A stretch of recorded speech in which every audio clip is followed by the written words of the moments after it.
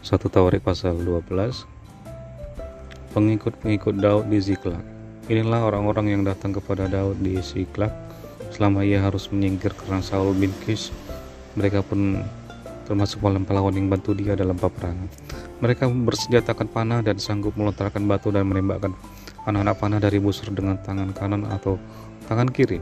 Mereka itu dari saudara sesuku Saul, dari orang Benyamin, Abiazar kepala, dan Yoas, anak-anak Semaah orang Gibea, Yeziel dan Pelet, anak-anak Asmawet, Beraka dan Yehu orang Anatot, Yismaya orang Gibeon, seorang pahlawan di antara ke-30 orang itu yang mengepalai 30 orang, Yeremia, Ehaziel, Yohanan dan Yozabat orang Gedera, Eluzai, Yeribot, Bealia, Semaria dan Sepaka orang Harufi, Elkana, Yisia, Azareel, Yoezer dan Yasobam orang-orang Korah, Yoela, Zebajah, anak-anak Yeroham dari Gedor. Juga dari orang Gad ada yang memisahkan diri dan pergi kepada Daud ke kubu di padang gurun, yakni pahlawan-pahlawan yang gagah perkasa, orang-orang yang sanggup berperang, yang pandai menggunakan perisai dan tombak, dan rupa mereka seperti singa dan cepatnya seperti kijang di atas pegunungan.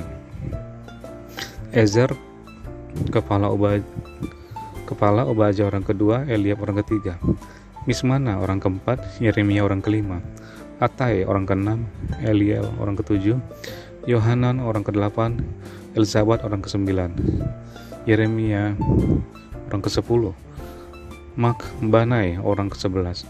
Mereka itulah dari Bani Gad, kepala-kepala pasukan. Satu orang yang paling kecil sanggup melawan 100 orang, dan yang paling besar sanggup melawan 1000 orang. Mereka itulah yang menyeberangi sungai Yordan di bulan pertama, sekalipun sungai itu meluap sepanjang tepinya, dan merekalah yang menghalau seluruh penduduk lembah ke sebelah timur dan ke sebelah barat. Sebagian dari Bani Benyamin dan Yehuda datang kepada Daud di kubu itu.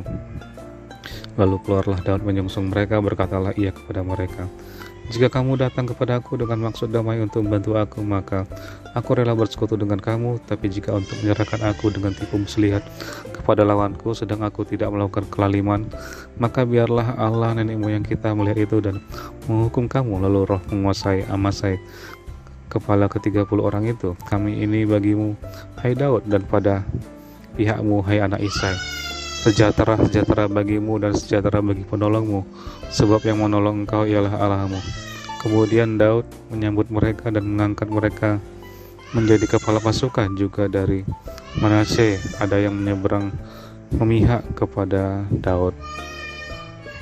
Ketika ia bersama-sama orang Filistin memerangi Saul, sebenarnya ia tidak menolong mereka, sebab setelah mengambil keputusan raja-raja orang Filistin itu menyuruh dia pergi, katanya, "Mungkin dengan taruhan kepala kita ia menyeberang memihak kepada tuannya Saul." Pada perjalanannya ke Ziklag, sebagian dari suku Manasye, Adnah, Yozabat, Yediael, Mikael, Yozabat, Elihu, dan Siletai, kepala-kepala pasukan 1000 suku Manasye, menyeberang memihak kepadanya. Mereka ini membantu Daud melawan gerombolan, sebab mereka semua adalah pahlawan-pahlawan yang gagah perkasa dan kepala dalam tentara. Dari hari ke hari orang datang kepada Daud untuk membantu dia, sehingga mereka menjadi tentara yang besar seperti bala tentara Allah. Ayat 23, tentara Daud di Hebron. Inilah jumlah pasukan bersenjata yang untuk berperang yang datang kepada Daud di Hebron untuk menyerahkan jabatan raja daripada Saul kepada Daud sesuai dengan titah Tuhan. Bani Yehuda yang mengangkat perisai dan tombak ada 6.800 orang yang siap untuk berperang. Dari Bani Simeon, pahlawan-pahlawan yang gagah perkasa untuk berperang ada 7.100 orang. Dari Bani Lewi ada 4.600 orang, ditambah dengan Yoyada, pemimpin kaum Harun, dan bersama-sama dia ada 3.700 orang. Selanjutnya Zadok, seorang pahlawan muda yang gagah perkasa, dengan 22 orang pemimpin dari puaknya. Dari Bani Benyamin, saudara suku Saul, ada 3.000 orang. Sampai pada waktu itu kebanyakan dari mereka masih tetap patuh kepada keluarga Saul. Dari Bani Efraim 20.800 orang pelawan yang gagah perkasa, orang-orang yang kenamaan di antara buak-buak mereka. Dari suku Manase, suku yang setengah itu ada 18.000 orang yang ditunjuk dengan disebut namanya untuk pergi mengangkat Daud menjadi raja. Dari Bani Isakar ada orang-orang yang mempunyai pengertian tentang saat-saat yang baik sehingga mereka mengetahui apa yang harus diperbuat orang Israel. 200 orang kepala dengan segala saudara sesukunya yang di bawah perintah mereka. Dari Zebulon, orang-orang yang sanggup berperang, yang pandai berperang dengan berbagai-bagai senjata, 50.000 orang yang siap memberi bantuan dengan tidak bercabang hati. Dari Naftali 1.000 orang pemimpin dan bersama-sama mereka 37.000 orang yang membawa perisai dan tombak. Dari orang Dan, orang-orang yang siap untuk berperang 28.600 orang. Dari Asyir, orang-orang yang sanggup dan pandai untuk berperang 40.000 orang. Dari seberang sungai Yordan, yakni orang Ruben, orang Gad, setengah suku Manase yang lain, orang-orang yang membawa berbagai-bagai senjata perang 120.000 orang, sekaliannya itu prajurit-prajurit, orang-orang dalam barisan tempur, datang ke Hebron dengan tulus hati untuk mengangkat Daud menjadi raja atas seluruh Israel. Memang juga seluruh orang Israel yang lain dengan bulat hati hendak mengangkat Daud menjadi raja. Mereka tinggal di sana bersama-sama Daud 3 hari lamanya, makan dan minum, sebab saudara-saudara mereka menyajikan makanan bagi mereka.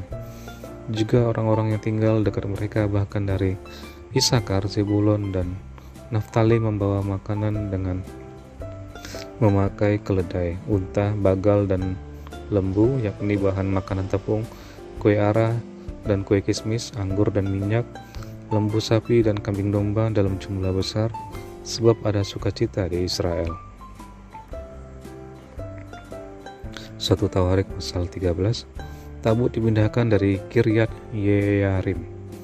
Daud berunding dengan pemimpin-pemimpin pasukan 1.000 dan pasukan 100, dan dengan semua pemuka berkatalah Daud kepada seluruh jemaah Israel, jika kamu anggap baik dan jika diperkenankan Tuhan Allah kita, baiklah kita menyuruh orang kepada saudara-saudara kita yang masih tinggal di daerah-daerah orang Israel, dan di samping itu kepada para imam dan orang-orang Lewi yang ada di kota-kota yang dikelilingi tanah penggembalaan mereka, supaya mereka berkumpul kepada kita. Dan baiklah kita memindahkan tabut Allah kita ke tempat kita, sebab pada zaman Saul kita tidak mengindahkannya. Maka seluruh jemaah itu berkata bahwa mereka akan berbuat demikian, sebab usul itu dianggap baik oleh segenap bangsa itu. Lalu Daud mengumpulkan semua orang Israel dari Sungai Shikor di Mesir sampai ke jalan yang menuju Hamat untuk menjemput tabut Allah dari Kiryat Yearim. Lalu Daud dan segenap orang Israel berangkat dari Baalah ke Kiryat Yearim yang termasuk wilayah Yehuda untuk mengangkut dari sana tabut Allah yang disebut dengan nama Tuhan yang bertahta di atas kerubim. Mereka menaikkan tabut Allah itu ke dalam kereta yang baru dari rumah Abinadab, sedang Uza dan Ahio mengantarkan kereta itu. Daud dan seluruh orang Israel menari-nari di hadapan Allah dengan sekuat tenaga, diiringi nyanyian, kecapi, gambus, rebana, ceracap, dan nafiri. Ketika mereka sampai ke tempat pengirikan Kidon, maka Uza mengulurkan tangannya memegang tabut itu. Karena lembu-lembu itu tergelincir, maka bangkitlah murka Tuhan terhadap Uza. Lalu ia membunuh dia. Oleh karena Uza telah mengulurkan tangannya kepada tabut itu, ia mati di sana di hadapan Allah. Daud menjadi marah karena Tuhan telah menyambar Uza demikian hebatnya. Maka tempat itu disebut orang Peres Uza sampai sekarang. Pada waktu itu Daud menjadi takut kepada Allah, lalu katanya, bagaimanakah aku dapat membawa tabut Allah itu ke tempatku? Sebab itu Daud tidak mau memindahkan tabut itu ke tempatnya ke kota Daud, tetapi Daud menyimpang dan membawanya ke rumah Obed-Edom, orang Gad itu. 3 bulan lamanya tabut Allah itu tinggal pada keluarga Obed-Edom di rumahnya, dan Tuhan memberkati keluarga Obed-Edom dan segala yang dipunyainya.